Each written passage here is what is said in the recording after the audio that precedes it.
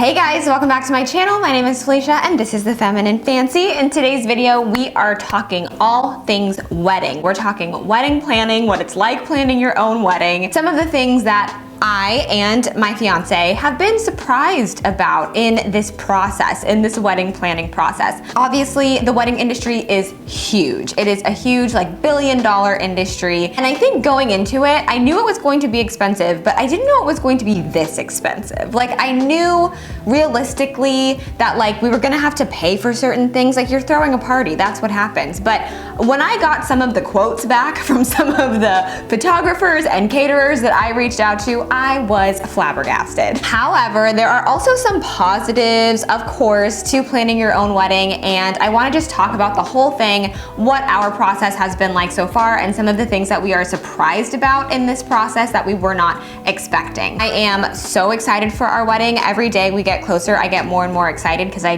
can't wait. Wedding planning can be like a very stressful thing, a very stressful situation, and I think that's because there isn't as much transparency around how expensive things actually are. I don't think, at least I didn't think, that going into it we would be putting essentially like a down payment on a house for this occasion. But nevertheless, wedding planning, as fun as it can also be very stressful, and that's why I am so excited for the sponsor of today's video, Shutterfly. Obviously with weddings, you have a lot of invitations that you're sending out, invitations for engagement parties, bachelorette parties, bridal showers, and of course the main event. Shutterfly's card and stationery options make everything super easy. So I'm so excited because Kane and I are having an engagement party, and I was able to easily create our invitations using Shutterfly's website. And one of the coolest things that I noticed about it is that you can send the invitations directly to the people that you're inviting. So you don't have to get them all shipped to you and then have to then ship them out to other people. Shutterfly makes it super easy. Going through the process of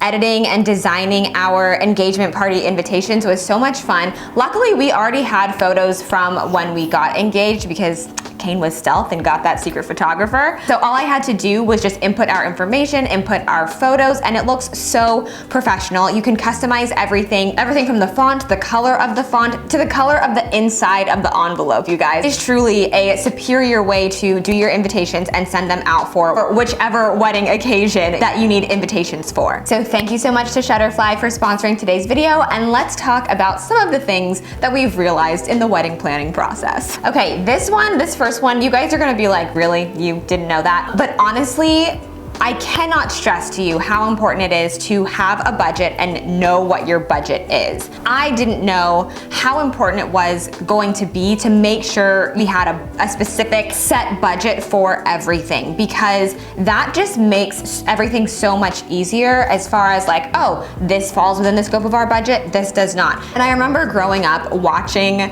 for weddings and watching some of the brides be like, yeah, my budget was $40,000 and now we're at $80,000. And honestly, it is so easy for that to happen, because if you're not keeping track of what you're spending and of what your like top number is, like we're not going above this, it can be so easy just to be like, yeah, sure, that sounds fine. Yeah, sure, that sounds great. And by the end of it, you realize, oh shoot, we really went over what we said our budget was going to be. So having a budget is really important. Something that Kane and I did that we just kind of decided to do was Kane made an Excel spreadsheet basically, where we listed out all of our vendors, everything, and pretty much everything we're buying for the wedding. That includes dress, tux, like every single thing. And we listed out the name of the vendor, what it's for, and the price. And so that's helping us keep track of like how much we're spending because otherwise you can just seriously end up blowing your entire savings if you don't have a budget and if you're not keeping track of how much you're spending. Now, of course, some people might have like an endless budget, like a limitless budget,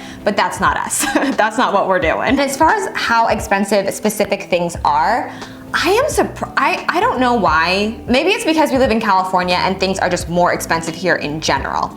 But there was one vendor that I was really wanting to use for our food. They were organic, farm to table, and hearing myself talk about it now, I'm like, Felicia, come on.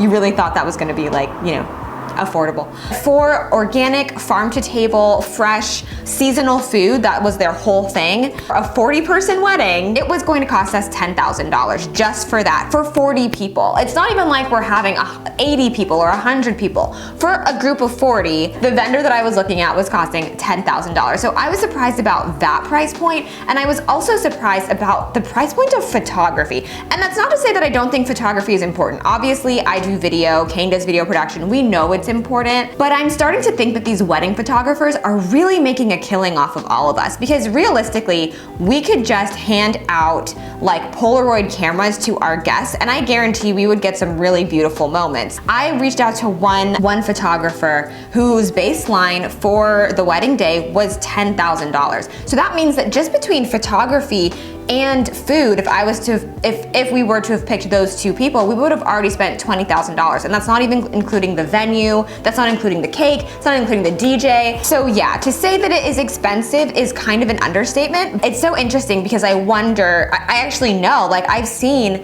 when they offer engagement sessions or if they offer family sessions that have nothing to do with a wedding, the price point goes down drastically. And I actually watched a video by Tiffany Ferg. On her channel, she had a video about the wedding industry, and she talked about how people will price up their service the minute you say that it's a wedding, which I think everyone kind of already knew, but it's so blatant at this point. You can go on any photographer's website and they're charging $7,000, $8,000, $9,000, $10,000 for photography for your wedding, but then if you say like, oh, we're having like my grandfather's 70th birthday, all of a sudden it's, you know, $2,000 and $3,000. So I think that's really interesting, and I always heard about this stuff going on, but I don't know. I've just been so surprised. Another truth about planning your own wedding, I think, is that at the end of the day, and I said this in my Q&A, I think it's really important to make decisions quickly. So I'm not saying that you should make uninformed decisions, but I think with wedding planning, the reason why it gets so stressful is because there are so many options. Like, oh, I can do this color scheme or that color scheme. I could wear a fitted dress, or I could wear an A-line dress. Like, you start to get into all of these different possibilities, and then you kind of get like analysis paralysis, and it makes it really hard to make a decision. I think the best way to go about it is just to kind of pick something and go. That is my philosophy with it. Once we found our venue, I was like, yep, let's do it. Yep, let's do it. For the venue, for the dress, and just a couple other things, I've just been very much like, yes, yeah, this is great, this is perfect. Because at the end of the day, like, it doesn't really matter. It is an important day, but it's only one day. If you like something and you think something looks good or looks nice and pretty, just go for it. Just go for it, and you probably won't regret it. And honestly, you probably won't even like remember some of these smaller things that you have to make decisions about, because you're gonna be so enamored and wrapped up in the lovey-doveyness of your wedding day. This might be a hot take, I don't know. Wedding planning, I personally find it to be very fun. And maybe that's because I really love planning events, like just in general. And I don't know if you guys know this, I think I said it before, but I actually interned for a wedding planner when I was in college because I thought I was going to be a wedding planner. It really unveils things about your partnership. In this process, like Kate and I have just realized, like, we need to get better at like figuring this out. We need to get better at communicating about this, or we need to talk more about budgeting and things like that, because it really like unveils things about your partnership that maybe you didn't know before. I know that some of my friends who have planned weddings, like a lot of their response is, oh my gosh, wedding planning is so stressful, so stressful, so stressful. I haven't found it to be that stressful. I've actually found it to be really fun. I really love connecting with the vendors and trying things out. Kate and I actually went and did our first taste testing for the caterer last weekend, and that vlog is actually up on Patreon. I'm having so much fun, and I think what it is like, if you're with the right person, if you're both on the same page and you're both excited about it, like, it can be a very fun thing for the two of you to do. I know some of my friends would get frustrated because their fiance, like, like the man that proposed to them, did it and then took a step back and was kind of like, okay, you know, you go forth and have fun figuring this out on your own. I mean, not to that extreme. I think sometimes maybe guys think that like they just have to ask the question and then like they don't have to help with the planning. When you're in this process, like both people have to be in it 100%. Like you both have to be focusing on agreeing upon these things and letting your partner's ideas be heard and letting him have his ideas about what he would like to do and just making it a joint thing. Because, you know, a lot of people say like, oh, it's the bride's day, it's the bride's day, but it's actually both of your day. It's a day for both of you. It's a day that you are celebrating your love with each other and with all of your family. So it has to be a joint effort. Like if you are the only one doing things and the only one like even excited about it, you might need to like pull your partner aside and be like, hey, so excited we're getting married, but like, what are you doing? And have like a conversation with them about that, because I know that can be a frustration, but I think that, you know, like I said, this really brings out different communication styles and different things that maybe you didn't know about your partner that you're gonna learn during the wedding planning process. So I asked Kane what he was surprised about in this process as well, and he said he is surprised at how difficult it is deciding who to invite. I would agree with that. So it's just so crazy. We started out thinking our wedding was gonna be just family members, and then we slowly started adding more people. Now we're up to 50 people, and even within those 50 people, we still, like, there are still people outside of that number who were like, oh, well, we could invite this person and we could invite this person. And it's hard because it's like, you know, at our core, we really wanted an intimate wedding. Like that was our thing. We wanted a small wedding, you know, no more than 30 to 40 people, just like our people, the people who have been there for us through this relationship. But it's hard because it's like, you want those people, but then there are also people who have been there like before you met your partner. They might not know you guys as a couple, but they know you from like high school and you guys still kind of keep in touch. And so it's kind of hard to decide who makes the cut. It's hard too because like you don't want to offend anyone. You don't want people to feel like, oh, what the heck, like they didn't invite me. But at the end of the day, like I think it's the most important to keep your vision intact and keep what you and your partner want for your day, keep that at the forefront and have that be the most important thing, because it can be so easy to just be like, okay, like, all right, like I don't want them to be mad at me, so like I'm just gonna invite this person too. And then all of a sudden it becomes something that it wasn't supposed to be. And with that also comes, I kind of knew about this because I saw it happen with my brother's wedding, which if you follow me on Instagram, you saw some of my photos from some of our photos from my brother's wedding. It was amazing, it was beautiful. And he was experiencing this as well with, you know, parents being very open about who they want to come to the wedding. And there is this, like, what I noticed is that there is this generational difference between, you know, your parents. First off, when they were getting married, weddings were not a big industry for the most part, and it wasn't this expensive. And so, you know, they could invite pretty much whoever they wanted, and it was kind of like a big family reunion. And that's kind of, especially if you have foreign parents like we do, the mindset is very much like, this is a chance for me to show off my kids to everyone who's ever met them.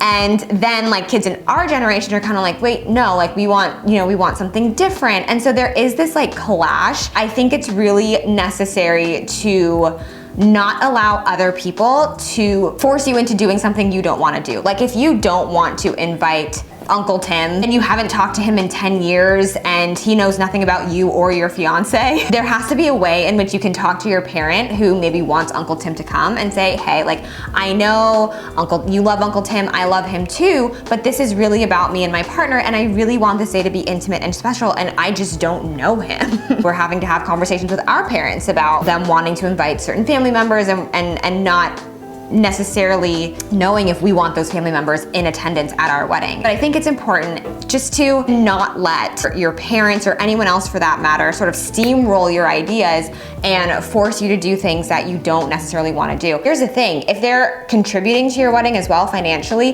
they will hold that over you. They will hold that over you, and they will say, well, you know, if you invite these people, like I'll pay for it, right? And so then you kind of are in this interesting place where it's like, okay, that's great, but like I still don't know if I want them there. So it's a really fine line to walk. It's like a tightrope that you have to walk. Just try not to let yourself get steamrolled, because It happens very, very easily and very quickly, and you don't even see it happening because your parents, they come to you and they're so cute and they have all this charm and they have these open wallets and they think that they can just do whatever they want. That is something that happens. At the end of the day, wedding planning is a thing, especially if you're doing it yourself and you don't have a wedding planner.